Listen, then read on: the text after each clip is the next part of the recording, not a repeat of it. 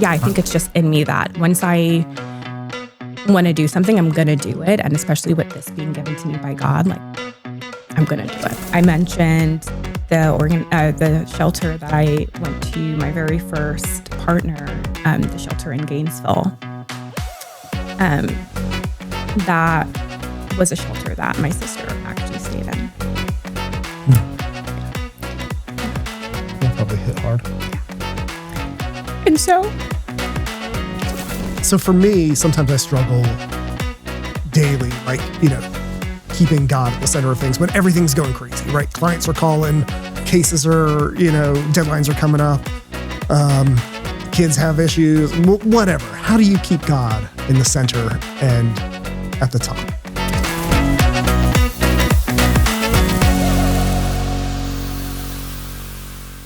Okay. Welcome back to another episode of the Mind Your Own Business podcast. I'm attorney Jerry Parisi, and I'm here with the talented, lovely Kristina McCalla. Thank you. Thank you for being on the podcast today. Thank you for having me. First question, who's Kristina McCalla? No one. I'm just kidding. I am a wife. I'm a mother. I'm the founder and executive director of Rooted Interiors. Awesome. Okay. How many kids do you have? 2 kids. How many husbands? Just one? Just the one. But he keeps you busy. He does. Yeah. He does. And Rooted Interiors, what is that? That is a nonprofit. We fully furnish homes for families emerging from homelessness. Awesome. How did you get started with that? I was given that mission on the day that I got baptized. Cool. When did you get baptized? I know. So I got baptized September of 2023. Cool. Congrats. Thank you. Leading to that, I was kind of in a place where I knew I had this gift. I knew I had this passion for interior design. I just didn't know how to use it. So I've done it all where I was working in a furniture showroom as a designer. I had my own design business before, and nothing truly felt satisfying. And nothing really lasted. So yeah, I was just in a place where I really wanted to know, like, I had this conviction in me, like, I need to get back into the field. I just didn't know in what capacity or which avenue to take to get back into that industry. When you say nothing really lasted, what do you mean by that? So my husband actually lost his job. This was shortly after COVID. So my personality is, what do we need to do to, like, fix this? We already had my daughter, and I was pregnant with my son. So it was pretty panic mode. And I think that led to all of the avenues that we tried just to get back on track. And none of those lasted, ultimately. How did your husband get laid off? Because of COVID? Yeah. It was, again, shortly after COVID, but I think just with performance and the craziness with not many people wanting to spend money, not people being on the road with this industry. It was, I think they were just suffering. He was the highest paying employee, to be honest, too. So Rooted Interiors, when did it first pop into your mind that this is, like, when you got baptized? Like, yes, the same day. Yes. Okay. So once we figured out that nothing we were doing was lasting, I did what I probably should have done when he first got laid off, which was go to God for guidance. Yeah. And so that's what happened. So we went back to church. I really went hardcore in praying about, like, what we should do. Nice. And again, I was raised in the church. I'm, very involved. It was just that moment of, okay, I'm done. Like, I can't do this without him, and me totally surrendering. I fasted, and that led to me getting baptized. And on the day that I was baptized, I was given this mission. How did it come to you? I remember very vividly of, like, this feeling of it being placed in my heart. And I often say, like, this is in my heart to do it, because it really is. I've had that feeling of, like, oop, something just popped up in my heart, like it was there, like it was placed in my heart. And I also remember, like, having maybe, like, a second vision of, like, an organization. And I was never really into nonprofit. Like, I knew what it was, but I didn't know to the extent of, like, what nonprofits were out there, what missions were or anything in the nonprofit world. I had no idea. So for me to like kind of have a vision of a nonprofit and to have this in my heart of nonprofit, I'm like, I would have never thought of that ever. So that wasn't like in your wheelhouse. It wasn't something you had Not once. Been in your background. Not once. No. What was your background? Like, what were you doing before? I was doing design. I was actually in third grade when I had the kind of epiphany that I wanted to be an architect when I got older. And so I studied that throughout school. I went to college for architecture and then later switched to interior design. So it's always been in me. I've always had the passion. I've always wanted to be in that industry somehow. So sometimes I get ideas or things pop into my head, but I forget about them. How did that stick in your heart? How did you take it from, something that God placed within you to now a full-blown nonprofit that is serving the community? I want to say, I think it's just been a part of me for so long. Like when I know that I want to do something, I'm going to do it. So again, being in third grade, wanting to be an architecture or just in that design industry from third grade and sticking it out to an adult. And, even when my husband got laid off and I was kind of trying to put things together to help us in our situation, it's once I get my mind on something, like we're going to do it and I'm going to do it to the fullest. One of the avenues that I took was working at a bank. That was also never in my background or wheelhouse, but I did it. And that only lasted 6 months when I decided to quit. But they were really just impressed with me and being that was my first time in banking. I was on the fast track to running my own branch. And so, I think it's just in me that once I want to do something, I'm going to do it. And especially with this being given to me by God, like I'm going to do it. That much more. Yeah, that much more. Gotcha. So how do you get started with a nonprofit? What is the first step to creating an organization out of nothing? Yes, I've done a lot of learning as I go. So maybe you can help somebody else who's thinking or has gotten the same sort of, push from God. Definitely. Well, there's lots of like legalities and paperwork. Right. So you do have to register your nonprofit. You have to file for the 501c3 status. That makes you a charitable organization. You have to have a board of directors. And then from there, you just start fulfilling your mission, whatever the mission is. How hard was that getting all the legal stuff in place, filing with the state and everything like that? Not difficult. Do you need an attorney to do that, or can you do it on your own? I've did everything on my own. Okay. I've started my own design business. I've done that on my own. So I was familiar already with starting a business. I've created my own websites. I've done everything on my own. Like I'll teach myself how to do something. And you mentioned you have a board. How did you create the board? How did you pick who was going to be on the board? How did you get people to say yes? Yes. And how did you get people behind your mission? I guess that's several questions, but tell me about the board and how you got that started. Definitely. Well, to get started, it was just close friends and family. So my husband, my sister, and then close friends who knew that I had a passion for interior design. I've always been that go-to friend, like, come help me with this or give me advice on this. So it was a mixture of them who really believed in me. And once I explained to them that I have this mission from God and I'm going to do it, they were totally on board with, supporting me, I think, as well as the mission. And then they've, since grown to love the mission. That's how we got started with finding our board. From there, a few have fallen off and we've gained some more. So it's great. So you're still going strong. So we're still going strong. Tell us, I don't know if I've asked you this, but what is the mission of Rooted Interiors? Yeah. Our mission is to transform lives through design by fully furnishing homes for families emerging from homelessness. Awesome. So people that are going into a home, coming out of homelessness, obviously they have nothing, probably, or very little. Yep. So what exactly do you provide for those people? Everything that makes a house a home. So we partner with local homeless shelters and other agencies that deal with families who are in need. And those agencies are the ones that refer them to us. And so once that family gets placed into a home, an apartment, once they have that lease signed, ultimately they get referred to us and we go in and we really do everything. It's almost like a whole design process, which makes it fun. Yeah. We start off with a in-home visit. And so that allows us to take measurements of the space to make sure that the furniture and everything that we're going to bring is going to fit. We really create a whole design process. So what's going to be hung on this wall? How big of a piece of art do we need for this wall? How long of curtains do we need? Oh, wow. So we really do it all.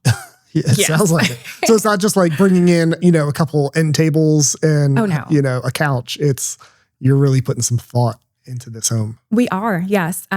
Our families also complete a design questionnaire. So they have some input on what they like, what they would like to see. We want the home to reflect them. Mm-hmm. It's their home. They just need some help.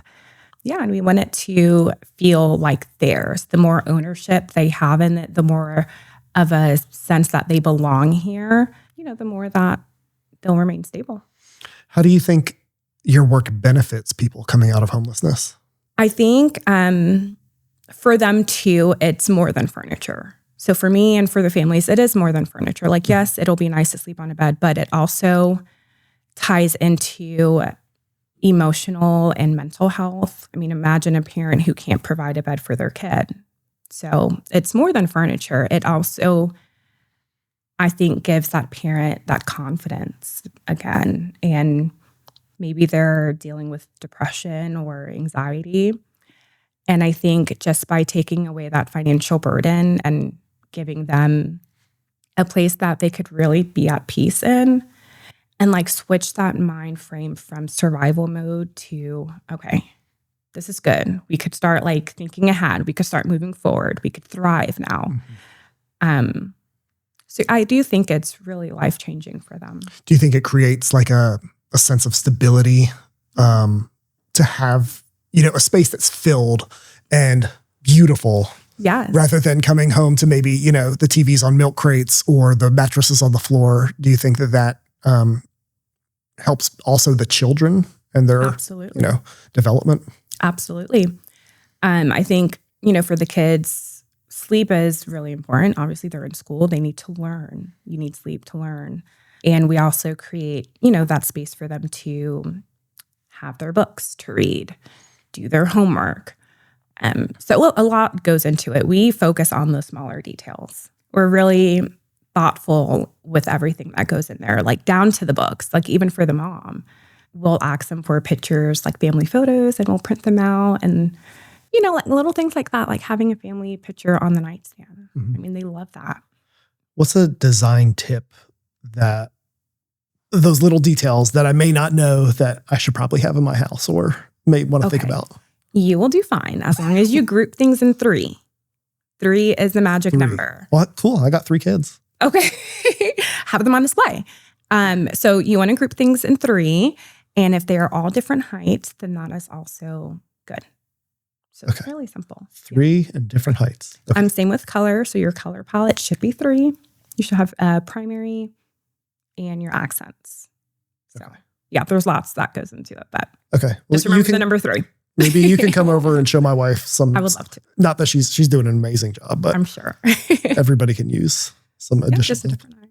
What else? Do you guys do anything else for people moving into their home when they're coming out of homelessness? We don't always provide clothes, but there have been families where the kids just don't have any clothes. And so we'll ask for donations of clothes. Otherwise, after their rooting day, that's what we call it, the day that we move all of the rooting day. I like that. Yep. So after the rooting day, we do still keep in contact with them. Okay. We still want to make sure that they're doing well. If any issues arise in whatever we placed in their home, like we want to know about that stuff. Mm-hmm. Granted, all of our donations are in really good condition. We don't want to ever give them a problem that they're going to have to replace, later. Gotcha. So everything is really in good condition. And the follow-up is important to us. We want to make sure that it's not a one-time deal. Yeah. Cool. They could always come to us for anything. I like that. You mentioned the rooting day. Tell me what that is and how that goes. So that's the day that we bring all of the furniture in. Our design process is about 2 weeks. So from the time that we go into the family's home, take the measurements, meet them, confirm what they've entered in on the design questionnaire, we give ourselves 2 weeks to come up with their design, to source our storage units for what we have, what we still need. We'll ask the community for those additional items just to personalize their space. So we'll schedule the rooting day. That's the day that they're able to plant roots because their home is now fully furnished. And it's a complete surprise to the family. So they don't know what it's going to look like. They don't know what. They've answered the questionnaire, but other than that, you take off and run with it. Yep. Cool. Yep, we sure do. And we do all of this in 5 hours. Wow. So we just ask the family, let us in and take off for 5 hours. We welcome them. Get stuck in traffic in Gwinnett County or something, then come back. Yeah, they go have fun, go, do whatever they do for 5 hours. Yep, and then they come back and we welcome them into their new home. Cool. Do you film it like one of those HGTV shows? And we do. You really? Yeah. I haven't seen any of these. Where are they? They're on our social media. Okay. We have our Facebook, we have Instagram, we have our YouTube channel. Okay, cool. Yep. So we try to, for the most part. Sometimes we're not able to film just for, whatever reason. It may be like a domestic violence reason, but gotcha. We try to get as much content as we can. Cool. Do you have any great stories of people that came home and just, Oh my goodness.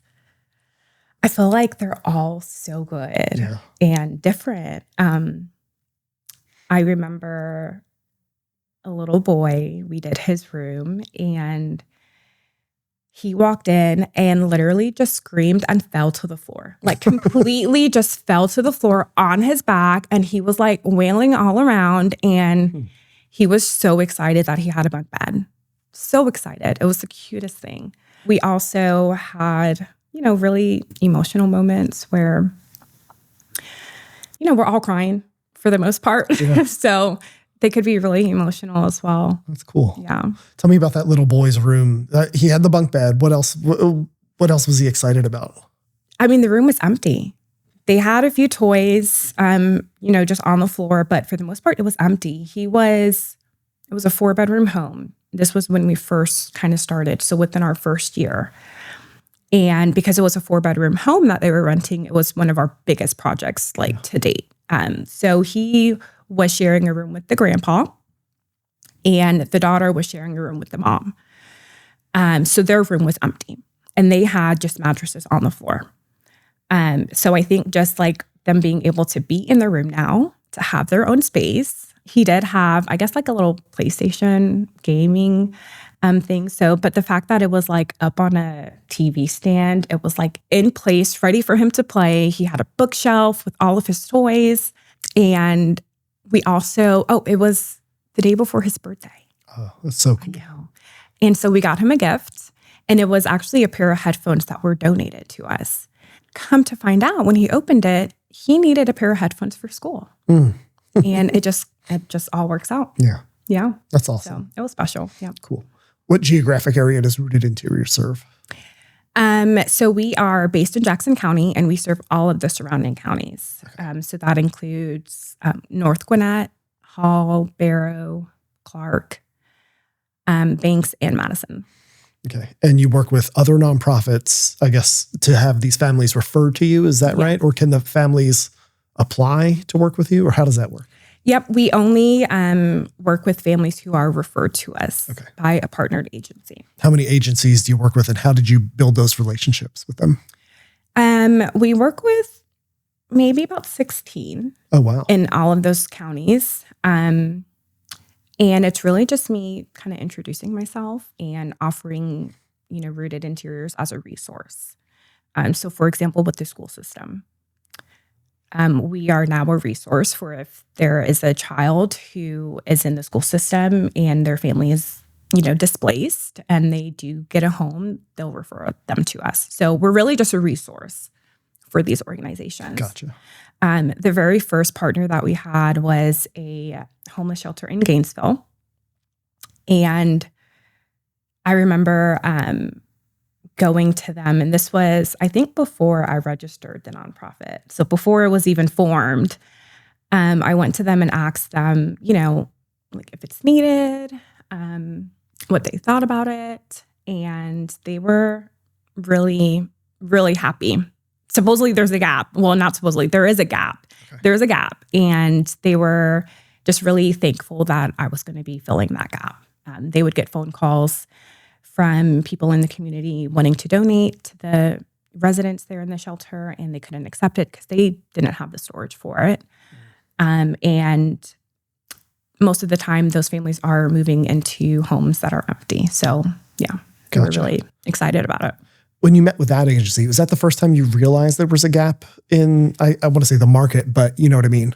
Because, this was planted in your heart by God. And then, you pick up and you start building this. Yes. But before that, it didn't sound like you realized there was a gap or that there was this opportunity there to help. When did you figure out that this is something that people actually need and want? I had close family members who have once been homeless. Gotcha. With being in design, starting my own business. So then I knew how to start this nonprofit for the most part, and having those family members go through that process and not realizing, that I would be doing this.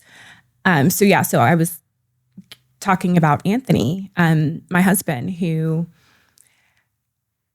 went through homelessness himself. Really? Which is crazy. Yes. And I knew this when we met, just with us getting to know each other, but he was young. He was 13 in a shelter. And even before then, just the inconsistency and instability of being between his mom, his dad, his neighbor, his aunt, that does something to you when you're a child, and that's still technically considered homeless. It's that sense of belonging that he didn't have. He didn't know where he belonged. And, that neighbor that he practically grew up with because he wasn't, I guess, home. They didn't want him there, or they were at our wedding. Wow. Yeah. They still came in contact. Yeah. So they were like his parents. Yeah. But again, he even went through that process and came out of it. It's really easy to enter into homelessness and extremely hard to get out of homelessness. I bet. Yes. Yeah. So, and I mentioned the shelter that I went to, my very first partner, the shelter in Gainesville. That was a shelter that my sister actually stayed in. Yeah, I know. That probably hit hard. Yeah. And so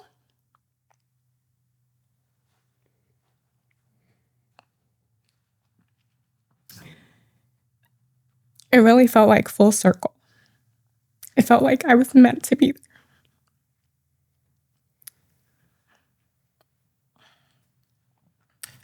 Yeah. I think that's accurate for sure. I think you were meant for this. I can tell. Yeah. Every time I talk to you. Yeah. About this. That's awesome. They're obviously in my life, and it's just amazing to think back how God was preparing me to be doing what I'm doing now, because when they went through that process, they were in an apartment through, they had a housing voucher and they didn't have anything. And it never really clicked then that this is a thing. Mm-hmm. Yes. So there is a gap. I've gone through it with someone in my family who was homeless. I just never really clicked until I was giving this mission. And so I think knowing that it's practically ordained, this is what I'm doing. I've been given this mission for a reason, and just having that agency confirm it, I think it was more of confirmation because I knew it existed. Mm-hmm. So yeah. That's really interesting. I know. And I think, I had never thought of it before, right? You think somebody's in homelessness and then they get a home, an apartment, a house, everything's good. But then I would imagine, now that we're talking about this, you walk into somewhere with white walls and empty space, and imagine it could be kind of depressing. And, absolutely. Not feel like home. Absolutely. So it makes sense that there's a gap in the market there. Yes. The same family with the little boy, 4-bedroom home, they had been living like that for 3 months. They didn't even have a working fridge, so they would have to go to the food bank every day to get food. Their caseworker called, because that one took, I think, 3 weeks for us to design everything. I mean, it was within our first year, and 4 bedrooms. So we needed that extra week to gather everything that we needed. And their caseworker actually called just, I guess, to touch base because they were considering just leaving and going back to the shelter. Because, I mean, the shelter is fully furnished. They had a bed there, so there's also that revolving door of homelessness. Jeez. Yeah. So, yeah, you're in a homeless shelter that does have furniture. You do have a bed. And as much as it's a good thing that you do have a place of your own, so that is a very important step out of homelessness, it doesn't end there. That's amazing. So not only are you furnishing people's, homes, providing them the benefits that come with that, the peace and stability, but also keeping them sometimes from potentially going back to a homeless shelter. Yeah. Wow. That's awesome. I wouldn't have ever thought of that when, you hear, the mission or what Rooted Interiors does. You wouldn't think like, okay, it's actually keeping people from going back into homelessness or a homeless shelter. Yep. Cool. Absolutely. Do you still feel like God is asking you to do this? And do you still feel that this is part of God's plan for your life? Absolutely. He is the one leading this organization. Yeah. How does your faith impact your day-to-day work in the nonprofit? I pray about everything. I pray about things before I take it to my board. And even for our board meetings, we pray before we start the meeting. I also think just with my personal journey, with like just truly surrendering to him, I've also just been in prayer about just having the confidence to continue to be obedient and follow his lead. And yeah, it's in my heart. It's like, it's in there. Like, I don't think it's going anywhere. Even if I wanted it to, like, it is not going anywhere. That's awesome. Yeah.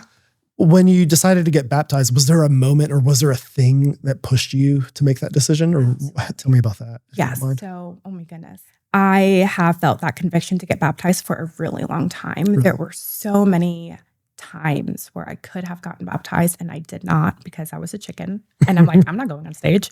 Or I have on makeup. I can't do it right now. So there were so many times that I should have and I didn't. And so when I finally just decided, like, you know what, enough is enough. I don't know what I'm doing. And I need God. I need his guidance. It was one Sunday we were at church and they were offering baptisms for the following Sunday. Mm-hmm. And I'm like, that's my cue. Perfect. You can plan it. It sounds like you're a planner. Yes, I am very much a planner. So yeah, I guess I am. Yeah. The other instances were, on the spot. I'm like, there's no way I could do this right now. Yeah. But yeah, so I was able to plan it. And within that 7 days, that's when I fasted. And I gave up coffee. That was my first time really fasting. And for me to give up coffee was a big deal. Yeah. Because I'm a coffee drinker. So yeah, I was in prayer that 7 days, fasting. And it was actually before I was baptized that I got the mission. Because so that service, you still do like the worship, the praise and worship. And then at the end is when you get baptized. And so I was given that mission during the worship. Really? Before I was baptized. So you know the moment that it happened? Oh, yeah. Cool. Yeah. What song was playing? Oh, I guess I don't know all of that. Gotcha. You did. You did. This is how I cross-examine people, by the way. Yeah, but I remember the feeling because I've never experienced that before. Cool. So, yeah. What did your baptism mean to you and what does it mean to you? I think it means to me that God is first, always and should be, for everything that I do in my life. So now, as much of a planner as I am, as much as of like fixer, like I need to go to God. Like that is what I should do. Mm-hmm. Yeah. So for me, sometimes I struggle daily, like, keeping God at the center of things when everything's going crazy, right? Clients are calling, cases are, deadlines are coming up. Yeah. Kids have issues, whatever. How do you keep God in the center and at the top? Just always thinking about him. He always just is the first, he's always in my mind. I'm always thinking about him. I'm driving and I'm having conversations with him. Me and my sister and my mom, we do Bible study every week.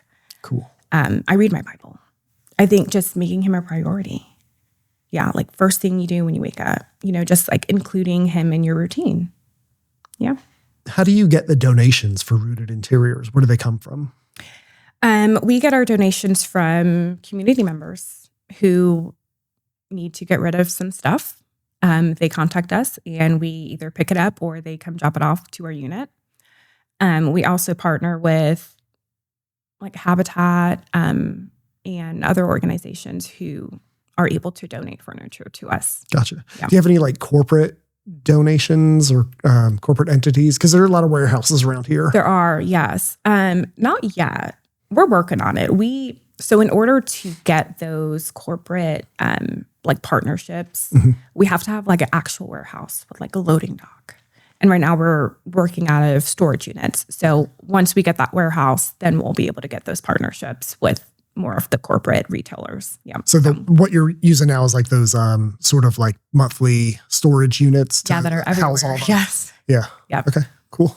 Is there a need for certain types of items? I guess some items versus others. What is this sort of need as far as donations go for Rooted Interiors? Yeah. I would say that we need everything because we really do. But the bigger pieces are the most important. So we rather give them a sofa than hang a picture on the wall. So definitely the bigger pieces, the more essential pieces are always needed. We could only fit so much in our unit at a time. And so we've kind of put together a really good process where we fill our storage unit up. We serve a family, so then it gets empty. We fill it up, we serve a family. And so it's been that back and forth with our storage unit. That's how it's been working. So that's why for each family, not only do we do a wish list for more of the personal items, but it's just like items that we need in general. We do a wish list for every family that we serve. How many families do you serve on average per month or per year? We aim to do one family a month. Okay, yep. Cool. So that gives us still the 2 weeks. Sometimes if we could do 2, then we will. If we have that family who's been nominated, then we'll try to fit 2 in 1 month. Nice. Yep. Are there any other nonprofits in the area in this space that help, or is it just you guys? There are like thrift stores that are in the area. So I know one is in Cumming that will provide furniture for families who need. And there is another organization in Norcross too that will provide those essentials. But Gotcha. Again, we kind of do it all. Yeah. So just as this is nicely set, like we'll do all of the details. Yeah. If you have any tips, talk to Leah afterwards. No, you have the 3. You have the lamp, the globe, and the book. Yeah. There's your Good job, Leah. Where do you see Rooted Interiors going in the future? Do you have any big, bold, grand vision for this nonprofit? I really do. My board pulls me back to reality whenever they can. But so yes, are you, let me stop you there. Are you the visionary? Is that sort of your archetype? Yes. Visionary? 100%. Nice. 100%. Okay. So am I the board going to pulls you back? Am I going to have my own show on HGTV? Absolutely. I will. Yes. Sure. I have to. Yes. Yeah. Or create your own network. Yeah. Yes. So that's one of my big crazy ideas. Yeah. How many families would you like to serve? Say 5 years from now, what's Rooted Interiors looking like? Hopefully 5 years from now, we have a warehouse. We have a vehicle of our own or 2 where we can serve as many families as we can. I hope one day that we are able to help families that they could come directly to us versus having to go through that agency. Yeah, it's hard to put a number, but yes, just as many as we can. What does it take to get the families to come to you rather than through an agency? So we are actually getting emails right now for families that are coming directly to us. Okay. Yeah. So there's no like administrative stuff stopping it. It's just getting the word out, or? Both. So the reason why we go through kind of like that partner agency is because they're doing a lot of the vetting for us. Gotcha. So they know the history of the family. They know that they are actually in need. They also provide the bank statements for us just to make sure that they meet our income requirement and some of our other requirements. They're able to help us in that way of providing the lease to making sure that they do have a home. So it will take a little bit more administrative effort on our end, which I'm totally willing to do just to fully qualify that family if they come directly to us. Gotcha. Yeah. Interesting. We don't replace furniture. So, we want to provide furniture to the families that really do need it because they don't have any. Gotcha. Not replacing. Not a family that has some broken stuff that right. they just want something newer. Right. I understand that. Okay. How can people work with you if they feel led to be a part of your mission? So we are always looking for volunteers on our rooting days. The more hands, the better to set everything up. We are always needing donations. People could also donate financially to our mission. I think our biggest thing with us being only 2 years old is spreading awareness. So yes, not a lot of people have heard about us. You should do a podcast. I should do a podcast. Just spreading the word, being an advocate for what we're doing. I was going to say, even some of the organizations that I go and introduce myself, they had no idea that we even existed.